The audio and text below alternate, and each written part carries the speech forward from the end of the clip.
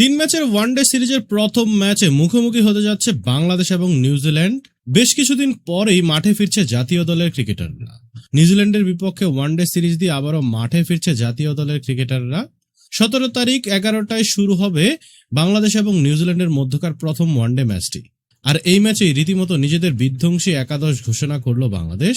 তো চলুন এক নজরে বাংলাদেশের একাদশ দেখে নেওয়া যাক।